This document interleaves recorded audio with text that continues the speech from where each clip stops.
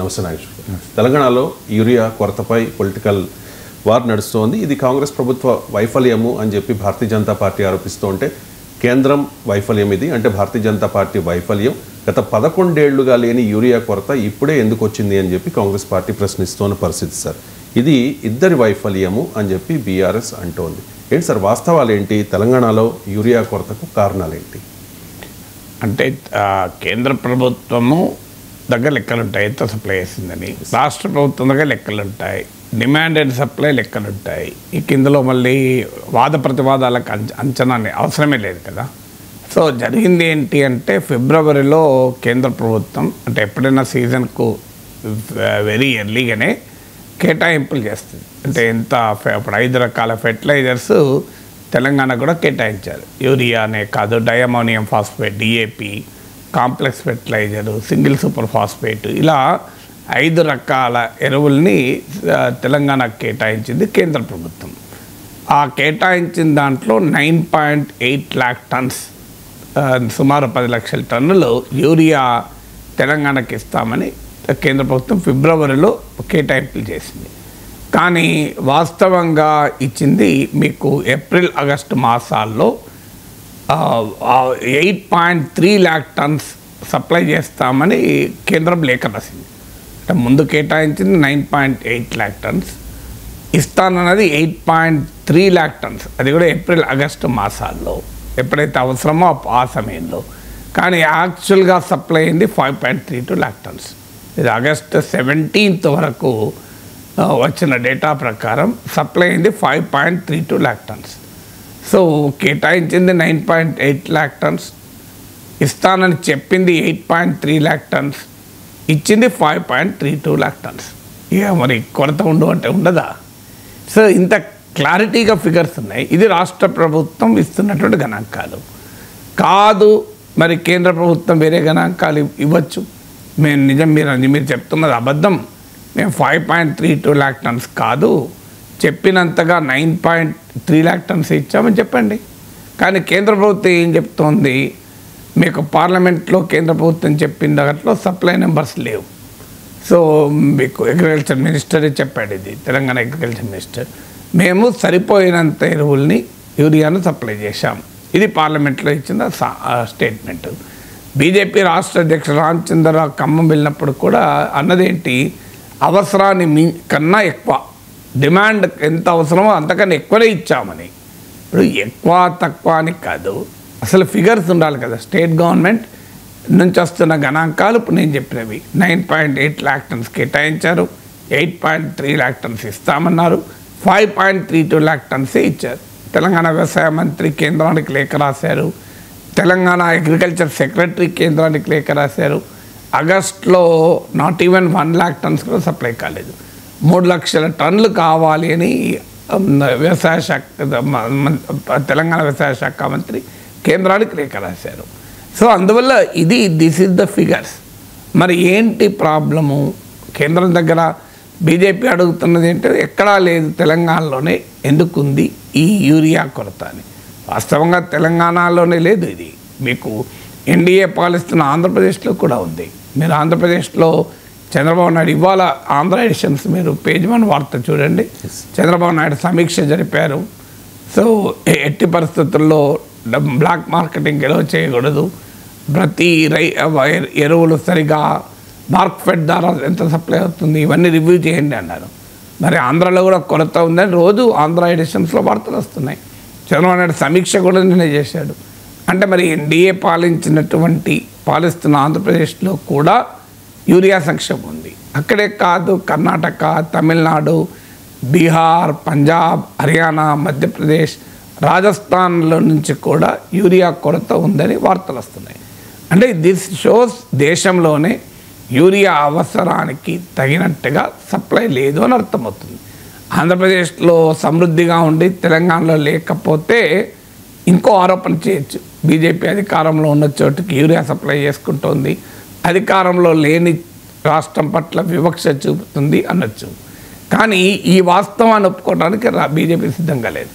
So BJP పైన ఆరోపణ మీరు తెలంగాణకు సరిగా సప్లై చేయడం లేదన్నప్పుడు చూడు, మేము ఆంధ్రప్రదేశ్లో కూడా లేదు సప్లై, మేము ఇది దేశంలోనే యూరియా క్రైసిస్ ఉంది, అన్ని రాష్ట్రాలు ఓపిక పట్టాలి అనే స్టేట్మెంట్ ఇస్తే అర్థం ఉంటుంది. కానీ కాంగ్రెస్ పార్టీ డైవర్షన్ చేస్తుంది, కాంగ్రెస్ ప్రభుత్వం ఇన్ఎఫిషియన్సీ అసమర్థత వల్ల ఈ పరిస్థితి వచ్చింది, మీరు ఇక్కడ సరిగా మెయింటైన్ చేయలేకపోతున్నారని బీజేపీ ఒక పొలిటికల్ స్టేట్మెంట్ ఇస్తుంది. మరి ఇదే పొలిటికల్ స్టేట్మెంట్ ఆంధ్రప్రదేశ్లో వర్తిస్తుంది. మరి చంద్రబాబు నాయుడు ప్రభుత్వం కూడా విఫలమవుతుందా? చంద్రబాబు నాయుడు ప్రభుత్వం కూడా సమర్థవంతంగా వ్యవహరించడం లేదా? దీన్ని బీజేపీ ఆన్సర్ చెప్పాలి.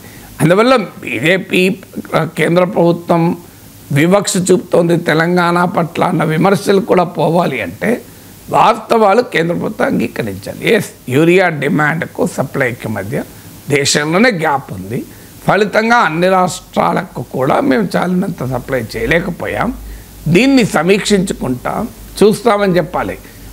అది అంగీకరించడానికి కేంద్రం సిద్ధంగా లేదు. ఉన్న వాస్తవాలు ఒప్పుకొని రైతుల ముందు పెట్టి దానికి పరిష్కార మార్గాలు లేదా పంటల మార్పిడి చేయాలా, యూరియా తక్కువ అవసరం ఉన్నటువంటి పంటలు వాడాలా, ఏదైనా ఆలోచించారు, దానికి పరిష్కారాలు చూడొచ్చు. కానీ రియాలిటీ ఒప్పుకోవడానికి పాలిటిక్స్ అడ్డుపడుతున్నాయి. అందువల్ల ఇవాళ దేశమంతటా కూడా అనేక రాష్ట్రాల నుంచి ఈ సమస్య వస్తుంది.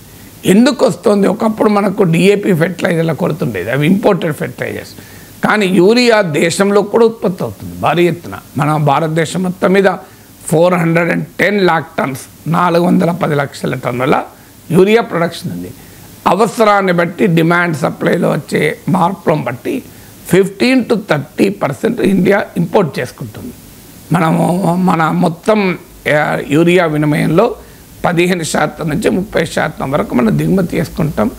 China, United Arab Emirates, Saudi Arabia, Oman, Qatar, Egypt, Indonesia, China, ఇన్ని దేశాల నుంచి మనము దిగుమతి చేసుకుంటాం. సో ఈ దిగుమతుల్లో ఇటీవల ఇబ్బందులు వచ్చాయి. మీకు చైనా దిగుమతులపైన ఆంక్షలు పెట్టింది. సో ఈ ఇంపోర్ట్ అయ్యేటువంటి ఫెర్టిలైజర్స్లో ప్రాబ్లం వచ్చింది, డొమెస్టిక్ ప్రొడక్షన్లో కూడా ప్రాబ్లం వచ్చింది. దానికి కారణం ఏంటంటే ఆ యూరియా ఉత్పత్తికి కావాల్సిన కీ రా మెటీరియల్స్ కూడా ఇంపోర్ట్స్లో ఇబ్బందులు వచ్చాయి. అంటే ఎరువుల్ని యూరియాని ఇంపోర్ట్ చేసుకోవడంలో ఇబ్బందులు వచ్చాయి, కీ రా మెటీరియల్స్ని ఇంపోర్ట్ చేసుకోవడంలో కూడా ఇబ్బందులు వచ్చాయి. దానివల్ల యూరియా ప్రొడక్షను, డొమెస్టిక్ ప్రొడక్షన్, దేశీయ ఉత్పత్తి కూడా ఇబ్బందులు పడింది. ఇప్పుడు మీకు ఉదాహరణకు రామగుండం ఫెర్టిలైజర్ ప్లాంట్ ఉంది. ఇది 12.7 lakh tons every year production capacity. 78 days ఏప్రిల్లో సాంకేతిక కారణాల రీత్యా ఉత్పత్తి ఆగిపోయింది.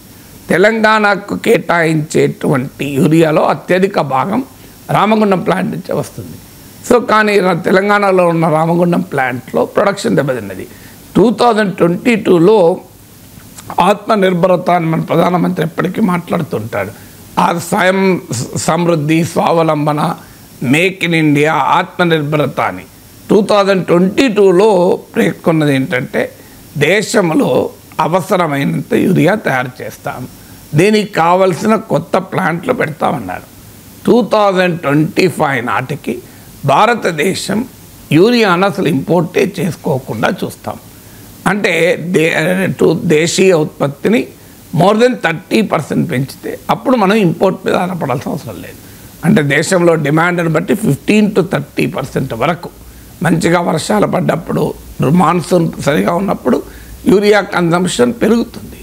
మీకు ఒకవేళ వర్షాలు సరిగా పడలేదు, వర్షాభావ పరిస్థితి ఉన్నాయనుకోండి, సాగు వేయడం కూడా లేట్ అవుతుంది, సాగు చేయరు కనుక మీకు యూరియా కన్జంప్షన్ తగ్గుతుంది. అందుకే 15 to 30% వరకు దేశీయ ప్రొడక్షన్కు సరిపోక మనం ఇంపోర్ట్ చేసుకుంటాం. సో అందువల్ల డొమెస్టిక్ ప్రొడక్షన్ ఒక 30% పెంచే రీతిలో కొత్త ప్లాంట్ పెట్టారనుకోండి, మీకు ప్రజలకు ఉపాధి దొరుకుతుంది, రైతులకు అవసరమైన యూరియా దొరుకుతుంది. ఆత్మనిర్భరత అనే నినాదము ఇచ్చినంతగా ఆచరణలో గ్రౌండ్ మీద లేదు. సమస్య ఎక్కడే వస్తుంది? మీరు నినాదం ఒక రకంగా ఉంటుంది, క్షేత్రస్థాయిలో యాక్టివిటీ ఒక రకంగా ఉంటుంది. మేక్ ఇన్ ఇండియా పెద్ద ఎత్తున నినాదాలు ఇచ్చారు, కానీ ఎరువుల ప్రొడక్షన్లో మనం ఇప్పటికీ కూడా ఆత్మనిర్భరత సాధించలేకపోయాం. ఈ వైఫల్యాన్ని అంగీకరించి ఎందుకు మరి కొత్త ప్లాంట్ పెట్టలేకపోయాం, దేశీయ ప్రొడక్షన్ ఎందుకు పెంచుకోలేకపోయాం? దీనిపైన ఒక హానెస్ట్ ఇంట్రాస్పెక్షన్, నిజాయితీగా ఆత్మపరీక్షలు చేసుకొని మరి 25 కాకపోతే 28 వరకు 30 వరకు దేశంలో ఎరువుల ఉత్పత్తిలో ఆత్మనిర్భరత సాధించాలి. అన్ఫార్చునేట్లీ ఆ ప్రయత్నం లేకుండా రాజకీయంగా ఆరోపణలు ప్రత్యారోపణలు చేసుకోవడం అనేది ఒక సహజం. ఇప్పుడు కాంగ్రెస్ పార్టీ బీజేపీ పైన వేస్తుంది, బీజేపీ కాంగ్రెస్ పార్టీని అంటుంది మేము సప్లై చేసాం మీరే సరే మేనేజ్ చేయలే, బీఆర్ఎస్కి అవకాశం కనుక ఇద్దరిని అంటుంది. సో కానీ అల్టిమేట్గా రైతులు అయితే నష్టపోతారు, మీ రాజకీయాల వల్ల లాభం ఏంటి? అందువల్ల ఇప్పటికైనా let the governments come with clarity. First కేంద్ర ప్రభుత్వం చెప్పాలి, అయ్యా తెలంగాణకు డిమాండ్ ఎంత, సప్లై ఎంత, రాష్ట్ర ప్రభుత్వం ఎంత కావాలని కోరింది, మీరు ఎంత ఇచ్చారు, ఎప్పుడు ఇచ్చారు, ఇదేం రహస్యం ఉండదు కదా, ఇది ఆన్ పేపర్ ఉండేదే కదా, ఇది డాక్యుమెంటరీ ఎవిడెన్స్తో ఉంటుంది కదా, ఇంకో డాక్యుమెంటరీ ఎవిడెన్స్తో మేము తెలంగాణకు ఇంత ఇచ్చాము. సో ఇది అవసరం, వాళ్ళు అడిగినంత మేము ఇచ్చిందంత. అప్పటికి కూడా మీకు దొరకలేదు అనుకోండి, ఎస్ రాష్ట్ర ప్రభుత్వం తప్పు పట్టచ్చు. రాష్ట్ర ప్రభుత్వం గణాంకాలు ఇస్తోంది, అవసరాన్ని 9.8 lakh tons కేటాయించారు, 8.3 lakh tons మాత్రమే సప్లై చేస్తామన్నారు. యాక్చువల్గా 5.32 lakh tons సప్లై చేశారని. దీనికి కౌంటర్గా కేంద్ర ప్రభుత్వం గణాంకాలు ఇస్తే సప్లై అయిందా లేదా తేలిపోతుంది కదా, రహస్యమే ఉంటుంది. యూరియా సప్లై ఏమన్నా మాయమవుతుందా? సో ఒక్కసారి అవసరానికి తగినంతగా సప్లై అయ్యాక నాన్ అగ్రికల్చరల్ ప్రొడక్ట్ డైవర్ట్ కాకుండా, బ్లాక్ మార్కెటింగ్ కాకుండా, హోర్డింగ్ కాకుండా చేయగలగాలి. ఎందుకంటే ఎప్పుడైనా ఏమవుతుంది అంటే, ఒకటి యూరియా అనేది కొరత ఏర్పడుతుంది అనే స్పెక్యులేషన్ వచ్చినా చాలు, మీకు ఎరువుల వ్యాపారులు పెద్ద ఎత్తున దాన్ని దాచేసి అక్రమ నిల్వలు పెట్టేసుకొని పెద్ద ఎత్తున మీకు ధరలు పెంచేస్తారు. అందువల్ల ఈ స్పెక్యులేటివ్ ప్రైసింగ్ను తగ్గించాలి, బ్లాక్ మార్కెటింగ్ నివారించాలి. ఎందుకంటే ఎప్పుడైనా కొరత ఉన్నప్పుడు బ్లాక్ మార్కెటింగ్ అనివార్యంగా జరుగుతుంది, కొరత లేకపోతే బ్లాక్ మార్కెటింగ్ జరగదు. హోర్డింగ్ అక్రమ నిల్వలు ఉంటాయి, ఇక్కడ విజిలెన్స్ వ్యవస్థ సమర్థవంతంగా పనిచేయాలి. ఎక్కడెక్కడైతే అక్రమ నిల్వలు ఉన్నాయో విజిలెన్స్ వాళ్ళు కేసులు పెట్టి బయటకు తీయాలి. అందువల్ల ఒకవైపు కేంద్ర ప్రభుత్వం స్పష్టంగా గణాంకాలతో ముందుకు రావాలి, రాష్ట్ర ప్రభుత్వం సమీక్షించి కొరత ఉన్నప్పుడు అక్రమ నిల్వలు పెరిగే ప్రమాదం ఉంది, బ్లాక్ మార్కెటింగ్ పెరిగే ప్రమాదం ఉంది, స్పెక్యులేటివ్గా ధరలు పెంచే ప్రమాదం ఉంది. దానిపైన విజిలెన్స్ వ్యవస్థను పటిష్టం చేసి ఉన్న యూరియా సిస్టమేటిక్గా ఎక్కడ అవసరం ఉందో అక్కడ సప్లై అయ్యేలా మేనేజ్ చేసుకోవాలి. ఇందులో పారదర్శకతతో, అకౌంటబిలిటీతో కేంద్ర రాష్ట్ర ప్రభుత్వాలు కలిసి పనిచేయాలి. అన్ఫార్చునేట్లీ పాలిటిక్స్ వల్లది లేదు. సో ఒక పారదర్శకతతో ఎంత సప్లై అవుతుంది, ఎంత సప్లై కాదు, ఎందుకు ఈ ప్రాబ్లం వచ్చింది, దీన్ని ఎలా అడ్రస్ చేయాలి, దీన్ని అడ్రస్ చేసే క్రమంలో రైతులను ఎడ్యుకేట్ చేయడం. ఇప్పుడున్న పరిస్థితి ఇది, మనము యూరియా డిమాండ్ సప్లై మధ్య గ్యాప్ వస్తుంది అని. అందువల్ల ఇప్పుడు ఖరీఫ్ సీజన్లో యూరియా కన్సంప్షన్ పెరిగింది, బహుశా రబీ సీజన్ వచ్చే వరకు ప్రాబ్లం పోతుంది అనుకుంటా. ఎందుకంటే చైనాతో ఇటీవల సంబంధాలు మెరుగుపరచా, అందులో భాగంగా చైనా నుంచి మనకు ఎరువుల సప్లై కూడా పెరగబోతుంది. భారత్కు ఎరువుల ఎగుమతుల పైన ఆంక్షలు చైనా తొలగిస్తోంది, సడలిస్తోంది. అందువల్ల బహుశా ఫెర్టిలైజర్ సప్లై చైనా నుంచి కూడా పెరుగుతుంది. సో అందువల్ల మనము కాంక్రీట్గా, ట్రాన్స్పరెంట్గా, అకౌంటబుల్గా కనుక ప్రభుత్వాలు పనిచేసి సమస్య రాదు. కానీ పాలిటిక్స్ క్లౌడ్ చేస్తే, రాజకీయ మేఘాలు కమ్ముకున్నప్పుడు రైతుల కష్టాలు తప్పవు కదా. ఇక junior NTR versus Anantapuram TDP MLA Daggubati Prasad వివాదం ఇంకా కొనసాగుతూనే ఉంది సార్. నిన్న చలో అనంతపురంకి జూనియర్ ఎన్టీఆర్ అభిమానులు పిలుపునిచ్చారు, అక్కడ ఉద్రిక్త వాతావరణం నెలకొన్న పరిస్థితి. జూనియర్ ఎన్టీఆర్ అభిమానులు డిమాండ్ చేస్తూ ఉన్నారు, దగ్గుబాటి ప్రసాద్ బహిరంగ క్షమాపణ చెప్పాలి అని చెప్పి. ఈ మధ్య వార్తలు వచ్చినాయి కదా సార్, చంద్రబాబు నాయుడు గారు పిలిచారు, సీరియస్ అయ్యారు అనేది వచ్చింది తప్ప ఎక్కడ క్షమాపణ చెప్పాలని చెప్పినట్టుగా ఎక్కడ రాలేదు వార్త. అంటే బుడ్డా ఫకీర్ అంటే చాలా తీవ్రమైన వ్యాఖ్యలు చేశారు జూనియర్ ఎన్టీఆర్ మీద ఒక టీడీపీ ఎమ్మెల్యే. అయినా కూడా చంద్రబాబు నాయుడు ఎందుకు చర్యలు తీసుకోవడానికి వెనుకాడుతూ ఉన్నారు? దీనివల్ల పార్టీకి నష్టం కాదా అంటే ఏం చెప్తారు? అంటే బుడ్డా ఫకీర్ మాత్రమే తిట్టలేదు, ఇంకా ఆ కొడుకు ఈ కొడుకు అని కూడా తిట్టారు. చాలా అభ్యంతరకరంగా, అంతకన్నా ఎక్కువ మనం చెప్పలేము, కానీ చెప్పక తప్పదు ఈ మేరకైనా. ఎందుకంటే గ్రావిటీ అర్థం కావాలి.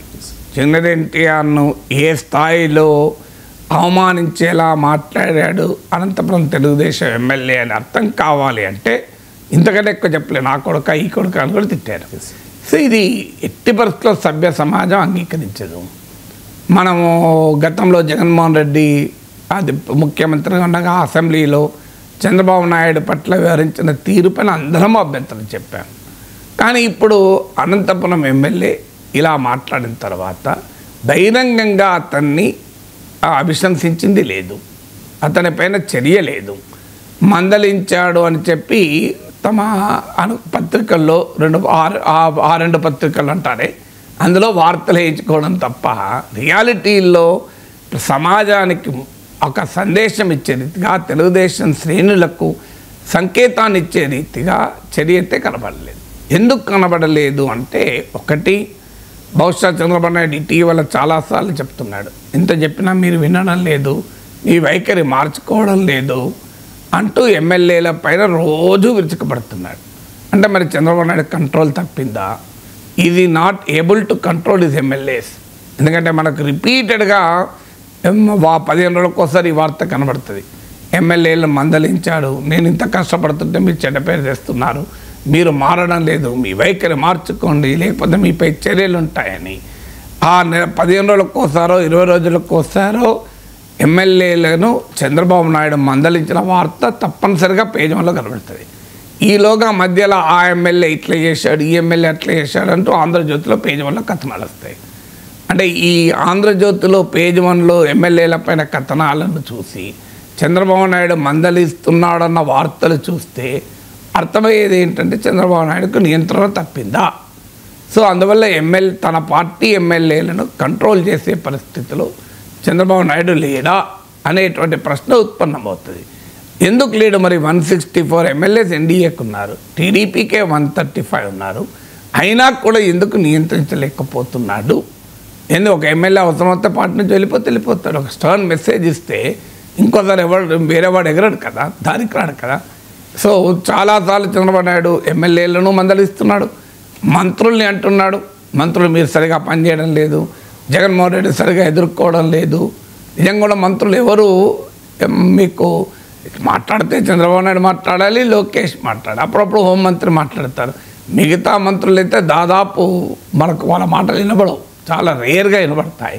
సో అందువల్ల పార్టీ పైన చంద్రబాబు నాయుడు కంట్రోల్ కోల్పోతున్నాడా? తాను ఆశించిన రీతిలో మంత్రులు పనిచేయించుకోలేకపోతున్నాడా? తాను కోరిన పద్ధతిలో ఎమ్మెల్యేలు ఉండడం లేదా అనే ప్రశ్న మొదటిగా ఉత్పన్నమవుతుంది. రెండవది, ఇప్పుడు ఏం చేయాలి? జూనియర్ ఎన్టీఆర్ కోసం తన పార్టీ ఎమ్మెల్యే పైన చర్య తీసుకున్న తెలుగుదేశం పార్టీకి ఏంటి లాభం? జూనియర్ ఎన్టీఆర్ అయితే టీడీపీలోకి రాడు, జూనియర్ ఎన్టీఆర్ను టీడీపీలోకి రావడం కూడా ఆ పార్టీ ఏమీ ఆహ్వానించదు. సో అలాంటప్పుడు ఇప్పుడు జూనియర్ ఎన్టీఆర్ ఎలాగో తన వైపు రాడు, తన వైపు రావాలని కూడా తెలుగుదేశం కోరడం లేదు. అలాంటప్పుడు జూనియర్ ఎన్టీఆర్ కోసమని ఈ ఎమ్మెల్యే పైన చర్య తీసుకోవడం వల్ల ప్రయోజనం ఏంటి అనేది తెలుగుదేశం ఆలోచనగా ఉన్నట్టుంది. టీడీపీ నాయకులతో మాట్లాడితే ఒక నాయకుడు నాతో చెప్పింది, మాకేం లాభం సార్ మీరు చెప్పండి, ఇప్పుడు మేము మా ఎమ్మెల్యేను ఏ పైన యాక్షన్ తీసుకుంటాం, మాకేం లాభం? జూనియర్ ఎన్టీఆర్ మా పైన వస్తాడా? మాకేమైనా అనుకూలంగా మారుతాడా? సో మేము అనుకూలంగా మారాలి, మా వైపు రావాలని కూడా మేమేం కోరుకోవడం లేదు కదా. మరి అలాంటప్పుడు మా జూనియర్ ఎన్టీఆర్ కోసం మా పార్టీ ఎమ్మెల్యే పైన చర్యలా తీసుకుంటాం అనేది ఆ నాయకుడు ప్రశ్న, ఎదురు ప్రశ్న. That is the important point. Telugu Desam నాయకత్వంలో ఉన్న సంశయానికి కారణం ఇది. అలాంటప్పుడు మరి పార్టీకి నష్టం కాదా? అక్కడ థర్డ్ పాయింట్ వస్తుంది. పార్టీకి ఎప్పుడు నష్టం అవుతుంది? జూనియర్ ఎన్టీఆర్ పైన చంద్రబాబు లోకేష్ మాట్లాడితే కదా నష్టం వచ్చేది. ఎవరో ఏదో మాట్లాడుతుంటారో అది లోకల్ ఇష్యూగా మారిపోతుంది, అది స్టేట్ వైడ్ ఇష్యూగా ఉండదు కదా. ఇప్పుడు పార్టీ చర్య తీసుకుంటే లోకల్ ఇష్యూ కాత్ర స్టేట్ ఇష్యూ అవుతుంది. పార్టీ చర్య తీసుకున్నంత కాలం అది Anantapuram MLA versus junior NTR అభిమానులు. సో నిన్న కూడా జరిగిన చలో అనంతపురం వెళ్ళారు.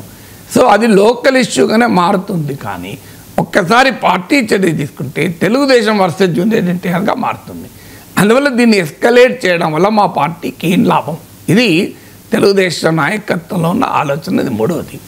నాలుగవది, పోనీ తెలుగుదేశం పార్టీకి జూనియర్ ఎన్టీఆర్ విషయంలో ఎలా ఉండాలో క్లారిటీ పార్టీ కింది వరకు ఇవ్వలేదు. అందువల్లనే ఈ నాయకులు ఏది పడుతుందే మాట్లాడుతున్నారు. క్లారిటీ ఏంటి? ఎస్ మీరు అటాక్ చేయండి అన్న క్లారిటీ లేదు, లేదు మీరు ఏం మాట్లాడవద్దన్న క్లారిటీ లేదు. అందుకే జూనియర్ ఎన్టీఆర్ పైన తెలుగుదేశం శ్రేణులు ట్రోలింగులు, జూనియర్ ఎన్టీఆర్ చంద్రబాబు నాయుడు అరెస్ట్ అయినప్పుడు కూడా జూనియర్ ఎన్టీఆర్ ఎందుకు మాట్లాడలేదు, ఇలాంటి అనేక సందర్భాల్లో మనకు ట్రోలింగ్ చేస్తున్నట్టు వార్తలు వస్తాయి. కారణం ఏంటంటే పార్టీ క్లారిటీ ఇవ్వాలి. పార్టీ ఎందుకు క్లారిటీ ఇవ్వలే మరి? జూనియర్ ఎన్టీఆర్పై ఎలా ఉండాలి పార్టీ శ్రేణులు?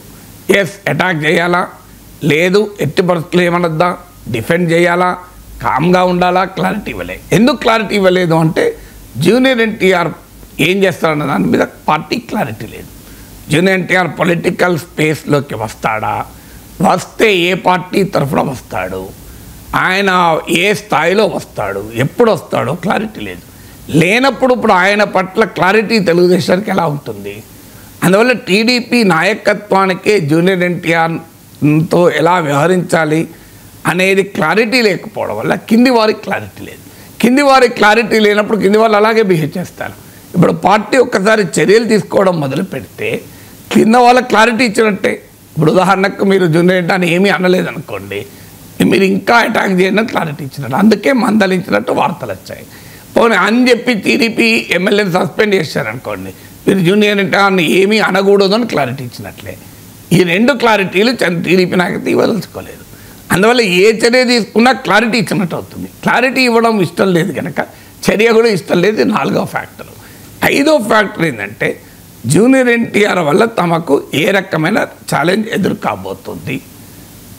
తెలుగుదేశం పార్టీలోకే వస్తే లోకేష్కి ఒక పోటీగా ఉంటాడు, కానీ లోకేష్ నాయకత్వంలో జూనియర్ ఎన్టీఆర్ పనిచేయడు. అందువల్ల జూనియర్ ఎన్టీఆర్ రాడు. వచ్చినా లోకేష్ నాయకత్వంలో పనిచేయాలని టీడీపీ అంటే జూనియర్ ఎన్టీఆర్ అంగీకరించడు. జూనియర్ ఎన్టీఆర్ పవర్ సెంటర్ అయ్యే అవకాశమే లేదు. అందువల్ల తెలుగుదేశంలో బయటికి వెళ్ళి ఎన్టీ రామారావు పెట్టిన పార్టీ కాకుండా మరో పార్టీలో వెళ్ళి రాజకీయం చేసి నారా కుటుంబానికి సవాల్గా ఎవరు మారలేకపోయారు. అది మీకు పురంధేశ్వరి మారలేకపోయారు, మధ్యలో హరికృష్ణ మారలేకపోయారు.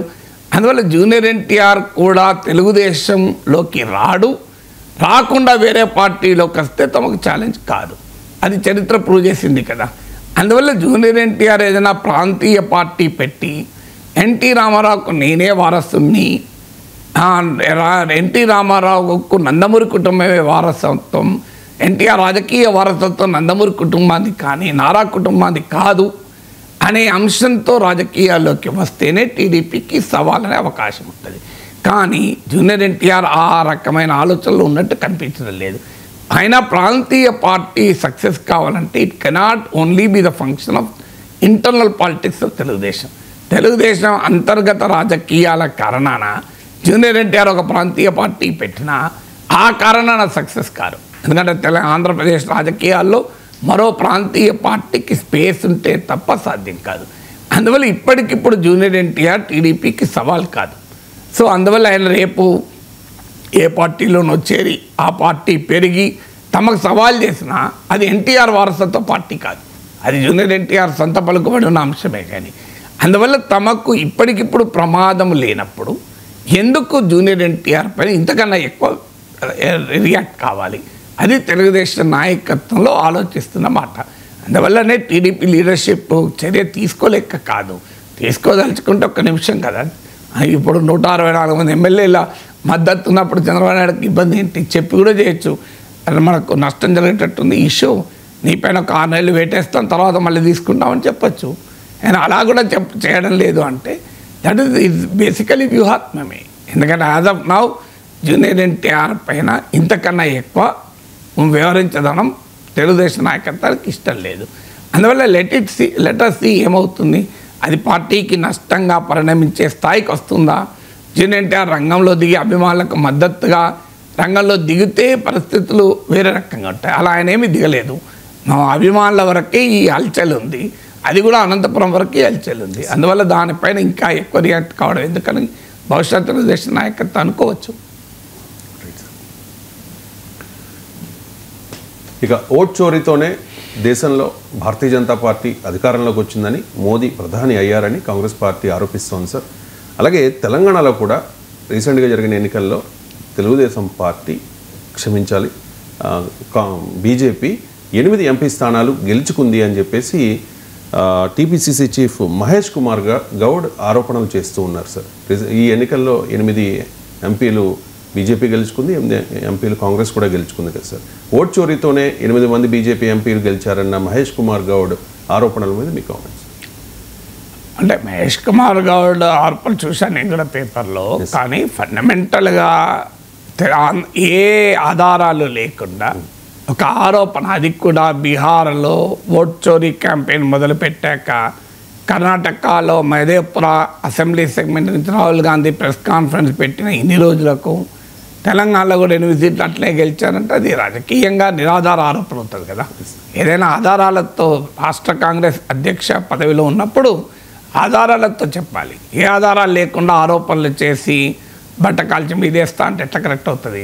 ఇప్పుడు కర్ణాటక విషయంలో బెంగళూరు సెంట్రల్ నియోజకవర్గము మహదేవ్పుర కాన్స్టిట్యున్సీలో డాక్యుమెంటరీగా రాహుల్ గాంధీ ఒక ప్రెస్ కాన్ఫరెన్స్ పెట్టి చెప్పాడు. అందులో నిజానిజాలపైన చర్చించవచ్చు తప్ప నువ్వు గాలి మాటలు మాట్లాడితే దానిపైన చర్చ ఏముంటుంది? ఏ ప్రాతిపదిక? అది కూడా ఇప్పుడు 2024 ఎన్నికలు జరిగితే మీరు ఇప్పుడు ఏడాది దాటాక 14 నెలలకు 15 నెలలకు మీరు ఓట్ చోరీతో గెలిచారు అంటే దానికి ఎవిడెన్స్ చూపెట్టండి. రాహుల్ గాంధీ లాగా మీరు కూడా ఇంకో పలానా నియోజకవర్గంలో పలానా ఓట్లు ఉన్నాయనేది అది ఏది చూపెట్టకుండా మాట్లాడితే ఎలా? ఇక ఇదేమి కొత్త కాదు బీజేపీ. ఇప్పుడు ఆ కర్ణాటకలో కొంత సర్కమ్స్టెన్షియల్ ఎవిడెన్స్ అంటారు, సర్కమ్స్టెన్షియల్ ఎవిడెన్స్ను ముందు పెట్టాడు రాహుల్ గాంధీ. ఆ సర్కమ్స్టెన్షియల్ ఎవిడెన్స్ వల్లనే ఓట్ చోరీ అయింది అని ఆరోపణ చేయడం కూడా కరెక్ట్ కాదు. కానీ తాను చూపెట్టిన ఎంపరికల్ ఎవిడెన్స్కు మద్దతుగా సర్కమ్స్టెన్షియల్ ఎవిడెన్స్ చూపెట్టాడు. అది ఉదాహరణకు బెంగళూరు సెంట్రల్ లోక్సభ సెగ్మెంట్లో 7 సీట్లుంటే 6 కాంగ్రెస్కే మెజారిటీ వచ్చింది. 1 సీట్లో మాత్రమే బీజేపీకి, అది కూడా 1,14,000 మెజారిటీ వచ్చింది. దానితో బెంగళూరు సెంట్రల్ సీట్ను బీజేపీ 32,000 ఓట్లతో గెలిచింది. అందువల్ల ఇది ఆడ్ మ్యాన్ అవుట్ అంటారే. మనం చిన్నప్పుడు కౌ గోట్ అని 3 ఎనిమల్స్ ఇచ్చి 1 నాన్ ఎనిమల్ ఇచ్చి ఆడ్ మ్యాన్ అవుట్ పట్టుకునే వాళ్ళు. సో అలా ఆడ్గా ఉంది మహదేవ్పుర అసెంబ్లీలో బీజేపీకి వచ్చిన ఓట్ టాలీ. అలా రాకూడదని నేను అనడం లేదు. At least that is the basis for hypothesis. So ఏమైనా జరిగి ఉంటుందా అని ఆ హైపోథెసిస్కి ఒక హైపోథెటికల్ బేస్తోని కాంగ్రెస్ పార్టీ అక్కడ ఒక ఆర్గ్యుమెంట్ పెట్టింది. అలాగే మహారాష్ట్రలో చూసుకుంటే లోక్సభ ఎన్నికలు సాధారణంగా బీజేపీ అసెంబ్లీ ఎన్నికల్లో బెటర్గా పర్ఫామ్ చేయదు, లోక్సభ ఎన్నికల్లో బెటర్గా పర్ఫామ్ చేస్తుంది. ఇందుకు భిన్నంగా మహారాష్ట్ర హర్యానాలలో లోక్సభ ఎన్నికల్లో బెటర్గా పర్ఫామ్ చేసింది, అసెంబ్లీ ఎన్నికల్లో వరస్ట్గా పర్ఫామ్ చేసింది. ఇది జనరల్ ట్రెండ్ ఆఫ్ బీజేపీకి వ్యతిరేకంగా. ఇలా ఉండకూడదని కూడా నేనేమనడం లేదు, అలా ఉండద్దు, అది ఉన్నంత మాత్రానే ఓట్ చోరీ నేనే కంక్లూజన్ రావడం లేదు. కానీ this is at least some circumstantial ఎవిడెన్స్గా ముందు పెట్టి ఆర్గ్యూ చేయడానికి, హైపోథెసైజ్ చేసి మరింత లోతుగా విశ్లేషించడానికి ఒక ప్రాతిపదిక. కానీ ఆ తెలంగాణకు వచ్చే వరకు అలాంటి హైపోథెటికల్ బేస్ కూడా లేదు. ఎక్కడ మీకు మహేష్ కుమార్ గౌడ్ కానీ కాంగ్రెస్ పార్టీ కానీ ఇంకో గణాంకాలతో ఒక కరీంనగర్ లోక్సభ సెగ్మెంట్లో బండి సంజయ్ దొంగ ఓట్లతో గెలిచాడు అన్నది ఆరోపణ. ఎందుకంటే ఆయన కరీంనగర్లో మాట్లాడుతూ ఆరోపణ చేశారు. మరి కరీంనగర్లో 7 అసెంబ్లీ సెగ్మెంట్లలో మీకు బెంగళూరు సెంట్రల్ లాగా ఎక్కడైనా డిస్క్రిపెన్సీ ఉందా? చూపెట్టారా? లేదు.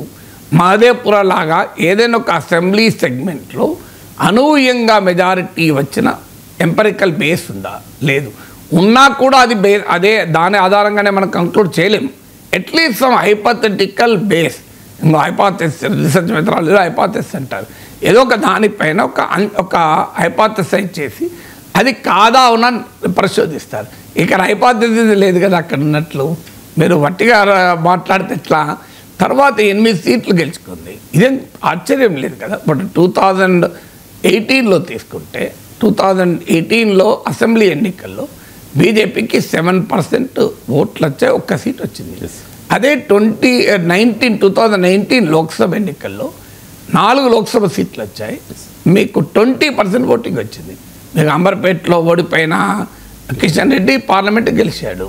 సో అందువల్ల మనకు 2018 ఎగ్జాంపుల్ కూడా ఉంది. అసెంబ్లీ ఎన్నికల్లో 7%, లోక్సభ ఎన్నికల్లో 20%. అంటే అసెంబ్లీ ఎన్నికలు లోక్సభ ఎన్నికల వరకు బీజేపీ బలం 3 times పెరిగింది. అలాగే సీట్లు ఒక్క సీట్ నుంచి అప్పటికి 5 సీట్లు ఉండే అసెంబ్లీలో బీజేపీకి, అది 5 4 ఓడిపోయారు. కిషన్ రెడ్డి, లక్ష్మణ్ లాంటి వాళ్ళకి కూడా ఒక్క సీటే గెలిచారు. లోక్సభ ఎన్నికలకు వచ్చాక 4 times 4 లోక్సభ సీట్లు వచ్చారు. మీకు సిమిలర్ రిజల్ట్ 2023-24 కంపారిజన్లో కూడా పడుతుంది. 2023లో 14% వచ్చాయి అసెంబ్లీ ఎన్నికల్లో, 24 లోక్సభ ఎన్నికలకు వచ్చే వరకు 35% వచ్చింది. సేమ్ మీరు గమనించండి, సేమ్ 2.5 times. మీరు 2018-23 టైంలో 3 times అయితే 2023-24లో 2.5 times అయింది. మీకు 8 అసెంబ్లీ సీట్లు వస్తే 8 లోక్సభ సీట్లు కూడా వచ్చాయి. అందువల్ల 2018-19తో పోలిస్తే ఇంకా 2023-24 తక్కువనే ఉంది కంపారిజన్. సో అందువల్ల దిస్ ఈజ్ నాట్ అన్యూజువల్. అంటే అన్యూజువల్ ఓటింగ్ సరళి ఉంటే అట్లీస్ట్ సర్కమ్స్టెన్షియల్ ఎవిడెన్స్గానైనా మరింత లోతుగా ఎంపరికల్గా పరిశోధించడానికి ఒక హైపాథెసిస్గా అయినా ఉపయోగపడుతుంది. బెంగళూరు సెంట్రల్, మహదేవ్పుర, మహారాష్ట్ర, హర్యానా అలా కనీసం ఒక సర్కమ్స్టెన్షియల్ ఎవిడెన్స్ చూపి హైపాథెటికల్గా ఇది ఓట్ చోరీ జరిగింది, అందుకు ఇంకో ఇది ఎంపరికల్ ఎవిడెన్స్ అని పెట్టారు. ఇక్కడ సర్కమ్స్టెన్షియల్ ఎవిడెన్స్ లేదు, ఎంపరికల్ ఎవిడెన్స్ లేదు, హైపాథెటికల్గా చెప్పేది లేదు. అది కూడా ఇన్ని రోజుల తర్వాత సడన్గా బీహార్లో ఓటు అధికార యాత్ర జరుగుతోంది, ఓట్ చోరీ అని రాహుల్ గాంధీ క్యాంపెయిన్ మొదలుపెట్టాడు కనుక మేము రాయేస్తామంటే అది ఎట్లా సాధ్యమవుతుంది? Congress party how can it convince?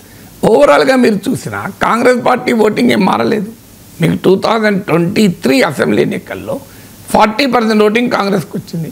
2024 Lok Sabha ఎన్నికల్లో కూడా కాంగ్రెస్ పార్టీకి అదే ఓటింగ్ వచ్చింది. కాంగ్రెస్ పార్టీ తన ఓటింగ్ నిలబెట్టుకుంది, ఇందులో ఎక్కడా తేడా లేదు. అలాగే మీరు 2023 అసెంబ్లీ ఎన్నికల ప్రకారం చూసినా కాంగ్రెస్ పార్టీ లోక్సభ సెగ్మెంట్ల వారీగా చూస్తే నా ఇమీడియట్ లెక్కల్లో కానీ పెద్దగా డిఫరెన్స్ ఏమీ లేదు.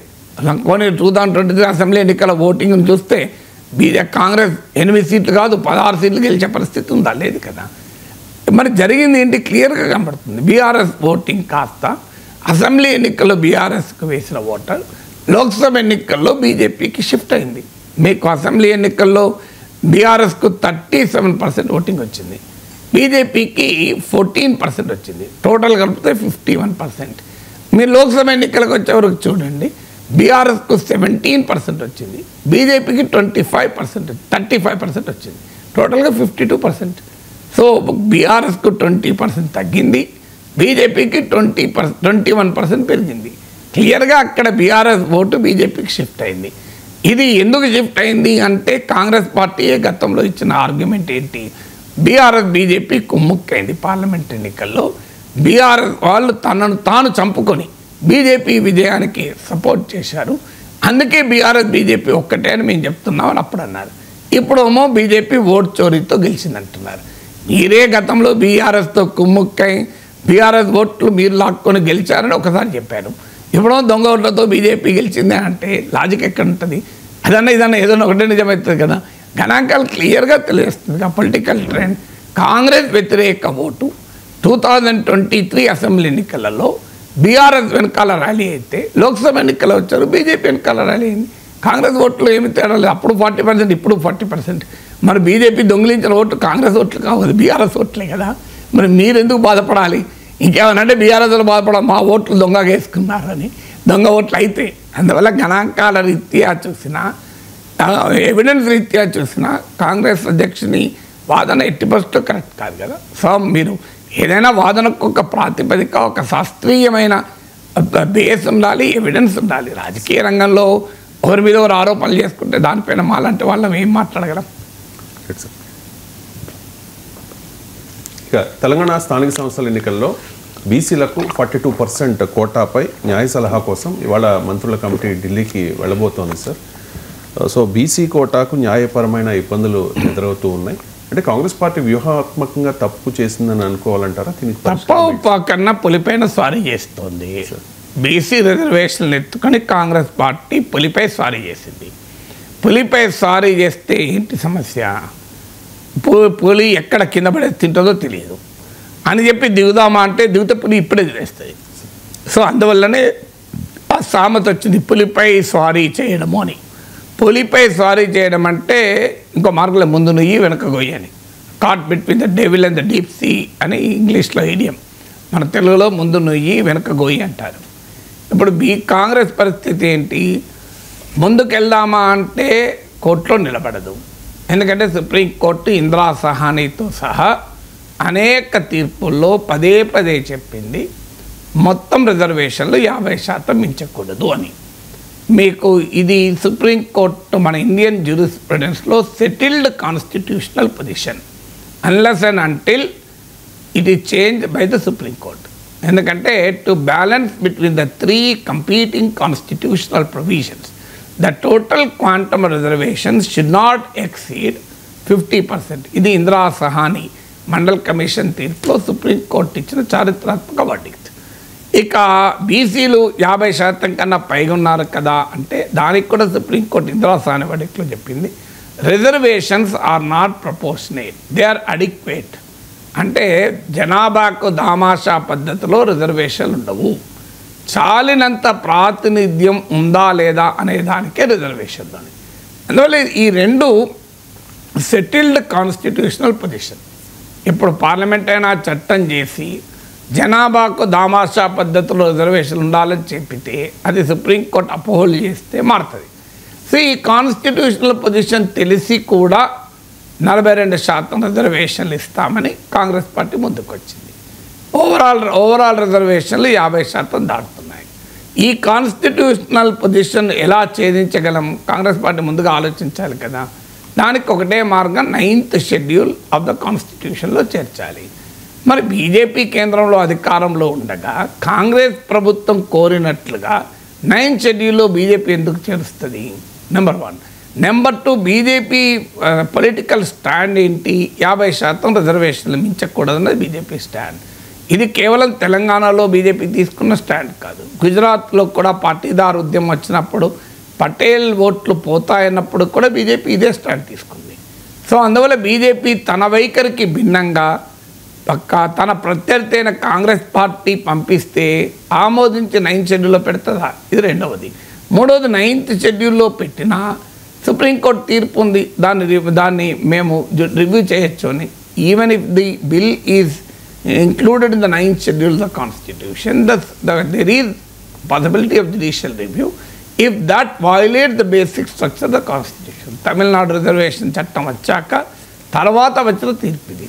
అందువల్ల ఈ 3 కారణాల రీత్యా కేంద్రం అంగీకరించినా న్యాయ సమీక్షకు నిలబడదు.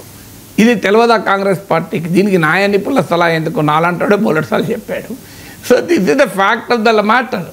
అయినా పొలిటికల్గా కాంగ్రెస్ పార్టీ ఏంటంటే మా కమిట్మెంట్ మేమే ఇవ్వటానికి రెడీగా ఉన్నాం, బ్లేమ్ అయితే బీజేపీ బ్లేమ్ అవుతుంది కదా అని కాంగ్రెస్ పార్టీ ముందుకు పోయింది. కానీ జరిగింది ఏంటి? బీజేపీ వ్యూహాత్మకంగా రాష్ట్రంలో ఆ బిల్లుకు మద్దతు ఇచ్చి కేంద్రంలో చేతులెత్తేసింది. కాంగ్రెస్ పార్టీ అంటోంది మీరు రాష్ట్రంలో మద్దతు ఎలా ఇచ్చారు, కేంద్రంలో ఎందుకు ఇవ్వడం? కేంద్రంలో మేము మద్దతు ఇస్తున్నాం అని బీజేపీ చెప్పడానికి రెడీగా లేదు. రాష్ట్రంలో మద్దతు ఇచ్చారు, బీజేపీ డబుల్ స్టాండర్డ్స్ కాదా అని కాంగ్రెస్ పార్టీ విమర్శిస్తుంది. బీజేపీ వాదన ఏంటంటే మీరే కదా ప్రామిస్ చేసింది, మీరు ఎట్లా తెచ్చుకోండి, మాకే సంబంధం అని బీజేపీ అంటుంది. అందువల్ల పొలిటికల్గా బ్లేమ్ గేమ్లో భాగంగా తామైతే కమిట్మెంట్ చూపెట్టాం, బీజేపీ పైన వేసేయచ్చు అని చెప్పి కాంగ్రెస్ ముందుకు పోయింది. సో అందువల్ల ఎప్పుడు కూడా ఒక పొలిటికల్ షార్ట్ సైటెడ్ నుంచి తీసుకున్న నిర్ణయం. ఇప్పుడు కాదు కదా న్యాయ నిపుణుల సలహా తీసుకోవాల్సింది. ఒక బిల్లు లేదా ఒక ఆర్డినెన్స్ డ్రాఫ్ట్ చేసే సమయంలో న్యాయ నిపుణుల సలహా తీసుకోవాలి. ఇప్పుడు న్యాయ నిపుణుల సలహా తీసుకుంటే ఎట్లా? మీరు అంత అయిపోయినాక న్యాయ నిపుణుల సలహా ఏంటి? సో అందువల్ల మీకు ఫండమెంటల్ క్వశ్చన్ న్యాయ నిపుణుల సలహా ఇచ్చింది ఇప్పుడు ఏం చేయాలి అనేది, ఏం మార్గం ఏంటి? దీనికి మార్గంగా పార్టీ తరఫున 42% ఇచ్చి ఇంకా మా కమిట్మెంట్ చూపెట్టాం, మేమేం చేస్తాం, బీజేపీ వాళ్ళు మొక్కాలు అడుగుతున్నారు బిల్లుకు, చేయలేకపోతున్నామని. But will it convince the electorate? Congress పార్టీకి అదొక అనుమానం, మనం ఇలా చేస్తే రేపు మనను కాంగ్రెస్ ప్రజలు ఒప్పుకుంటారా అని. రెండవ ఆర్గ్యుమెంట్ సమస్య ఏంటి? ఇంకేదైనా మార్గం ఉందా? ఇప్పుడు సర్పంచుల్లో 45% ఇస్తాం అలా అంటున్నారు. కానీ ఇందిరా సహాని కేసులోనే సుప్రీంకోర్టు ఒక అవకాశాన్ని ఇచ్చింది. A special case has to be made అన్నది. అంటే పూర్తిగా బ్లాంకెట్ బ్యాన్ ఏం పెట్టలేదు, 50% ఎట్టి పరిస్థితుల్లో మించకూడదు అని బ్లాంకెట్ బ్యాన్ ఏమి సుప్రీంకోర్టు విధించలేదు. ఇందిరా సహాని జడ్జిమెంట్లో సుప్రీంకోర్టు క్లియర్గా చెప్పింది, you can breach that 50% ceiling if a special case is made out. So నాకు అర్థమవుతున్నది అంటే రాష్ట్ర వ్యాపితంగా స్పెషల్ కేసును అన్నా మేడ్ చేయాలి. మా దగ్గర ఇంకో బీసీల జనాభా చాలా ఎక్కువగా ఉంది, అందువల్ల మేము ఇస్తున్నామని. బట్ అది ఒప్పుకుంటుందా? ఎందుకంటే ఇక్కడ ఒక్క చోట లేదు, బీసీల జనాభా చాలా చోట్ల ఎక్కువ ఉంది. దేశం మొత్తం మీదనే 52% ఉంటే సగమే రిజర్వేషన్లు ఇచ్చారు మండల కమిషన్ తర్వాత. ఇక రెండవ పాసిబిలిటీ ఏంటంటే ఒక్కొక్క కాన్స్టిట్యున్సీలో ఓటింగ్ను తీసి మీరు ఒక్కొక్క జెడ్పీటీసీ ఎంపీటీసీలో గ్రామంలో సర్పంచ్ కానీ ఎక్కడైతే బీసీల జనాభా చాలా ఎక్కువగా ఉందో ఆ సీట్లన్నీ బీసీలకు రిజర్వ్ చేసుకుంటూ పోతే ఓవరాల్గా చూసుకున్నప్పుడు బీసీలకు 42% వచ్చే అవకాశం ఉంటుంది. సో అలా ఏదైనా మరి చేస్తారా? నేనేమి న్యాయ నిపుణుడికి కాదు, నన్నేం కాంగ్రెస్ ప్రభుత్వం అడగలేదు, అందువల్ల నేనేం సలహా ఇస్తలేను. కానీ వన్ పాసిబిలిటీ కనిపిస్తున్నది ఏంటంటే ఇంకో సుప్రీంకోర్టు కూడా కొట్టివేయకుండా పార్లమెంట్ చట్టం అవసరం లేకుండా 9 షెడ్యూల్లో పెట్టకుండా ఇంకో మేము కాన్స్టిట్యున్సీ వైజ్గా ఒక్కొక్క నియోజకవర్గం ఎన్ని ఎంపీటీసీలు జెడ్పీటీసీలు చూసి బీసీల జనాభా 70% 80% ఏదైనా ఒక థ్రెషోల్డ్ పెట్టుకొని 2/3 కన్నా ఎక్కువ బీసీలు ఉన్నారనుకోండి, దాన్ని reserve it for BCs. So అలా ఇంకో స్పెషల్ కేసు ఆ గ్రామంలో ఆ ఎంపీటీసీ నియోజకవర్గంలో ఆ జెడ్పీటీసీ నియోజకవర్గంలో మోర్ దెన్ 2/3 మీకు బీసీలో ఉన్నారు కనుక మేము ఆ సీటు బీసీలో రిజర్వ్ చేశాం. అలా చేసుకుంటూ పోతే రాష్ట్రం మొత్తం మీద వచ్చినప్పుడు ఎంత పర్సెంటేజ్ వస్తుంది? బహుశా 42% రావచ్చేమో. సో అలా ఏదైనా ఒక దానికి వే అవుట్ను మాత్రం ఆలోచించుకోవాలి. కాకపోతే కాంగ్రెస్ పార్టీ పులిపేరు స్వారీ చేసినట్లే. ఇక బీఆర్ఎస్ నుంచి కాంగ్రెస్లోకి ఫిరాయించిన ఎమ్మెల్యేలకు నోటీసులు వస్తూ ఉన్నాయి. ఇప్పటికే స్పీకర్ ఒక 5 ఎమ్మెల్యేలకు నోటీసులు కూడా జారీ చేశారు.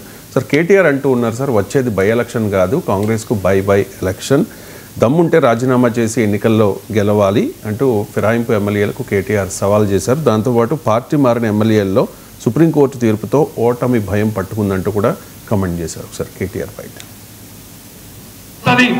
మరి రేపు పార్టీ మారిన పార్టీ ఫిరాయింపు మీద సుప్రీంకోర్టు ఇప్పటికే 4 దొప్పులు దొబ్బింది. ఎక్కడ బై ఎలక్షన్ వస్తుందని భయమా? మరి నిజంగానే నీ రేవంత్ రెడ్డి పీకి పందిరేస్తే, నిజంగానే నీ కాంగ్రెస్ ప్రభుత్వం చాలా గొప్పగా పనిచేస్తే తెచ్చుకో టికెట్, రా శేర్లింగంపల్లి నియోజకవర్గంలో కొట్లాడు, ఎవరు గెలుస్తారో చూద్దామని చెప్పిన నిజంగానే కాంగ్రెస్ ప్రభుత్వం బీఆర్ఎస్ ప్రభుత్వం కంటే గొప్పగా పనిచేస్తే, నిజంగానే నీ 6 గ్యారెంటీలు అమలైపోతే, నిజంగానే మొత్తం సుభిక్షమైపోతే హైదరాబాద్ మహానగరం పేదలందరూ సంతోషంగా ఉంటే తెలుసుకుందాం. 10 మందితో రాజీనామా పెట్టి ఎవరెల్లో దూద్ కా దూద్ పానీ కా పానీ రాజకీయ చూసుకుంటే అయిపోతుంది. రేవంత్ రెడ్డి కేసీఆర్ ప్రజలు డిసైడ్ చేస్తారు. బై ఎలక్షన్ వస్తుంది. మరి రేపు పార్టీ ఫిరాయించిన ఎమ్మెల్యేలపై 3 నెలల్లోగా నిర్ణయం తీసుకోవాలన్న సుప్రీంకోర్టు తీర్పు నేపథ్యంలో ఏం జరగబోతోంది సార్? తెలంగాణలో బై ఎలక్షన్స్ వస్తాయా? అంటే స్పెక్యులేషన్ ఎవరు చేయలేము. ఇప్పటికైతే స్పీకర్ నోటీసులకు ఎమ్మెల్యేలు సమాధానాలు ఇంకా ఇచ్చినట్లేరు. సో మేము ఇంకా బీఆర్ఎస్ ఎమ్మెల్యేలమే, మేము పార్టీదే మారలేదు అని ఇస్తారని కూడా ఒక పేపర్లో వచ్చింది. వాళ్ళు ఏం చేయాలి? ఇప్పుడు నోటీసు మేము పార్టీ మారాము అని చెప్తే దే స్టాండ్ డిస్క్వాలిఫైడ్. స్పీకర్ దగ్గర ఆప్షన్ కూడా ఉండదు. సో దే స్టాండ్ డిస్క్వాలిఫైడ్ మేము పార్టీ మారాము అంటే. ఎందుకంటే యాంటీ డిఫెక్షన్లా 2 కారణాల రీత్యా ఒక ఎమ్మెల్యే కానీ ఎమ్మెల్సీ కానీ ఎంపీ కానీ ఒక పార్టీ తరఫున ఎన్నికైతే డిస్క్వాలిఫై అవుతాడు, అంటే సభ్యత్వాన్ని కోల్పోతాడు. ఆ 2 ఒకటి విప్ ధిక్కరిస్తే, విప్ను కనుక వైలేట్ చేస్తే, ఫాలో కాకపోతే. రెండవది voluntarily giving up the membership the party. అసలు పార్టీకి రాజీనామా చేయాల్సిన అవసరం కూడా లేదు, స్వచ్ఛందంగా పార్టీకి సభ్యత్వాన్ని వదులుకున్నట్లయితే అని. Voluntarily giving up the membership అన్నది. Voluntarily giving up the membership అంటే ఏంటి? కొన్ని రకాల చర్యలు కూడా voluntarily giving up the membership కిందకు వస్తుంది అని సుప్రీంకోర్టు గతంలో తీర్పులు కూడా చెప్పింది. అందువల్ల ఉదాహరణకు ఒక ఎమ్మెల్యేలు కనుక ఒక పార్టీ ఎమ్మెల్యేలు వెళ్ళి గవర్నర్ దగ్గర మేము మా పార్టీ ప్రభుత్వానికి మద్దతు ఇవ్వడం లేదు అన్నారనుకోండి, అది డెఫినెట్గా పార్టీ సభ్యత్వాన్ని స్వచ్ఛందంగా వదులుకున్నట్లు అవుతుంది. సో ఇప్పుడు దాన Nagender Congress MLA BRS MLA గెలిచి కాంగ్రెస్ తరఫున పోటీ చేశాడు. మరి అది వాలంటరీ గివింగ్ ద మెంబర్షిప్ కాదా? ఒక పార్టీ తరఫున గెలిచి మరో పార్టీ తరఫున ఏకంగా ఎంపీగానే పోటీ చేస్తే అది clear case of voluntary giving of the membership అవుతుంది. అందువల్ల ఇప్పుడు బీఆర్ఎస్ ఎమ్మెల్యేలు మేము బీఆర్ఎస్ ఎమ్మెల్యేలమే, మీరు శాసనసభ రికార్డుల్లో కూడా మేము బీఆర్ఎస్ ఎమ్మెల్యేలుగానే ఉన్నాం, ఇప్పుడు కూడా మేము బీఆర్ఎస్ ఎమ్మెల్యేలే అని క్లెయిమ్ చేసుకుంటారు అని ఒక వార్త. చేసుకుంటే దాన్ని స్పీకర్ ఆమోదించి పార్టీ ఫిరాయింపే జరగలేదు కనుక డిస్క్వాలిఫికేషన్ల ప్రశ్నే ఉత్పన్నం కాదు అని స్టాండ్ తీసుకునే అవకాశం ఉందని అంటున్నారు. అప్పుడు స్పీకర్ ఒకసారి స్టాండ్ తీసుకుంటే మళ్ళీ కోర్టుకు వెళ్ళచ్చు.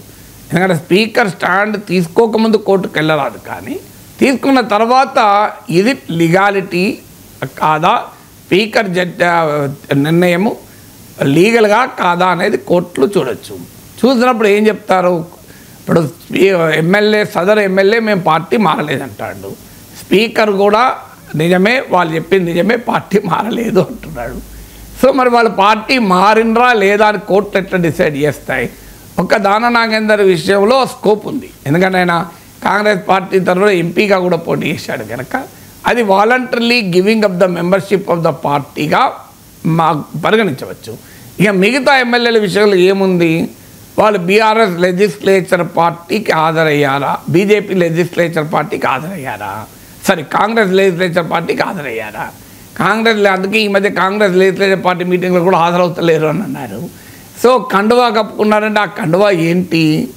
సో కండువా కప్పుకోవడం voluntary giving of the membership కిందకి వస్తుందా?